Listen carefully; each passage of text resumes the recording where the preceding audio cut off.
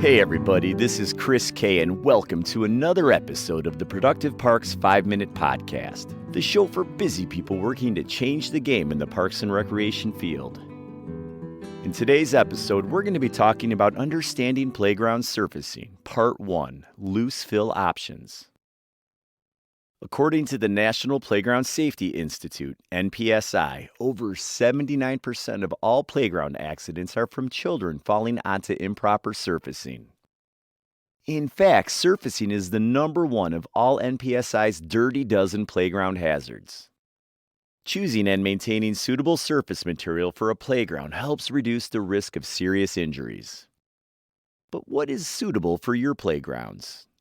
There are many types of playground surfaces to choose from, each with its own strengths and weaknesses. This article looks at some of the more common loose fill surface options. We'll examine their safety, durability, cost, and maintenance needs. What to consider when choosing playground surfacing. When choosing which surface is suitable for your agency's playground, consider these factors. Type of playground and ages served. General aesthetic of the park. Safety on the surface. Your budget for the project. Lifespan of the surface. Labor and costs for maintaining the surface. Users with special mobility considerations, for example, wheelchair users. Ideally, you want to choose the safest, most accessible surface that the budget allows. But this can be tricky. Loose fill surfacing like mulch, wood chips, sand, and gravel may cost less to get and install. However, over time, these surfaces typically require more maintenance and refilling. Unitary materials like rubber mats, poured-in-place PIP rubber, or artificial turf, which we'll cover in an upcoming article, have a higher initial cost. They can, however, last longer with less maintenance labor and costs. Loose fill surfacing. Loose fill surfacing refers to any playground surface made from loose materials. Here are some of the most common. Wood chips, mulch. Wood chips or mulch have been a favorite for many park agencies for a long time. It's affordable, easy to install, and usually readily available. Safety accessibility. Wood chips do provide shock absorbency. The American Standard Testing Methods, ASTM, recommends at least 9 inches of wood chips in areas where higher falls are possible.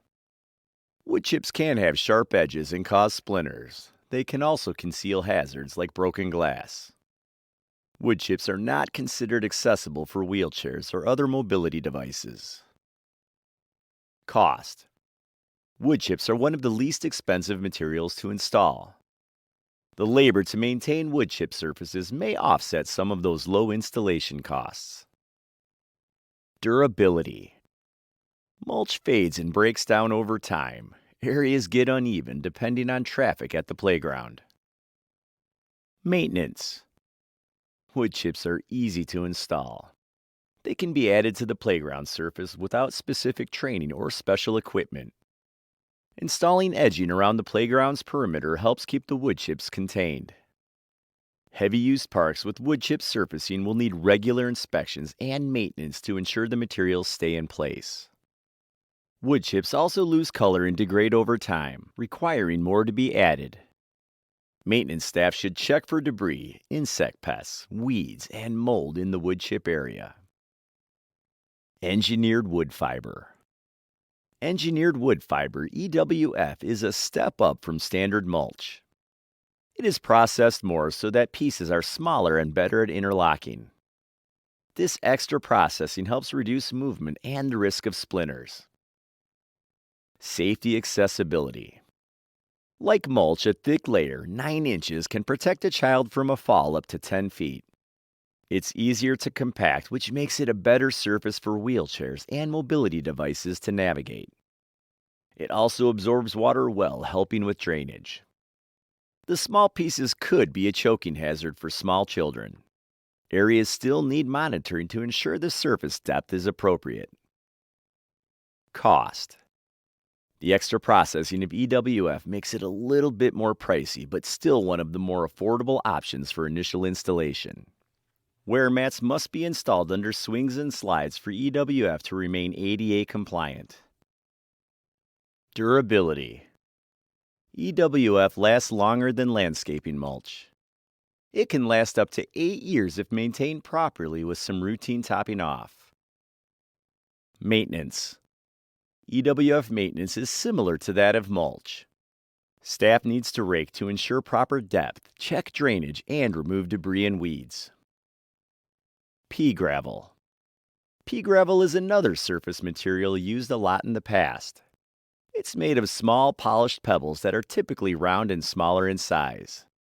The stones usually range from 1/8 to 3/8 of an inch. Safety accessibility. A thick layer of pea gravel, 9-inch depth, can provide shock absorbency for falls 5 feet or less.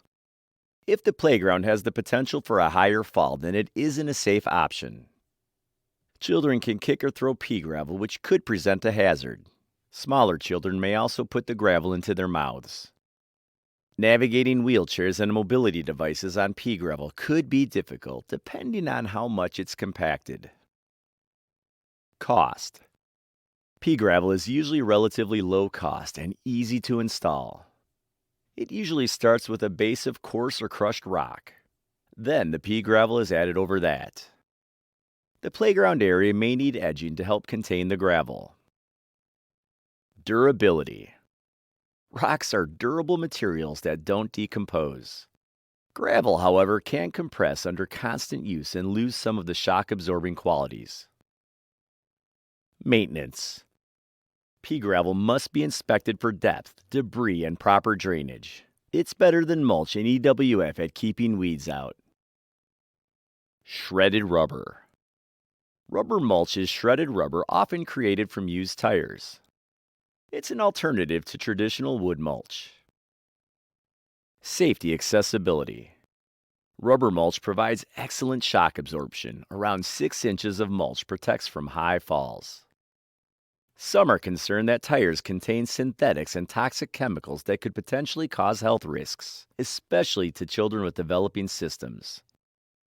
The EPA has endorsed using rubber mulch and found no significant adverse human or environmental effects. Like other loose materials, debris, litter, and forgotten objects could become hidden in the mulch. It also can get hot in direct sunlight. Rubber mulch is not the ideal option for an accessible playground. It can be difficult for wheelchairs and other mobility devices to navigate. Cost.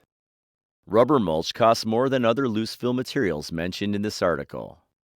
It is very slow to deteriorate and could last years without needing to top it off. Durability. Rubber mulch is not an organic material. It doesn't break down like wood mulch. It could last about 10 years before needing a comprehensive material replacement. Maintenance. The depth of material needs to be monitored and adjusted. Maintenance staff must check for dangerous foreign objects like broken glass in the fill. The takeaway. Loose fill playground surfacing can be an affordable, easy-to-install option. The lower upfront cost, however, can be deceiving as more labor and materials get used later. Accessibility must also be considered because loose fill surfacing can be hard for wheelchairs and other mobility devices to navigate. Loose fill surfacing can be a good option for some playgrounds. It's also worth considering pourable surfaces during the decision-making process. Well, that wraps up another episode of the Productive Parks Podcast. Thanks for joining, and remember to tune in each week for more tips on how to make your agency more productive.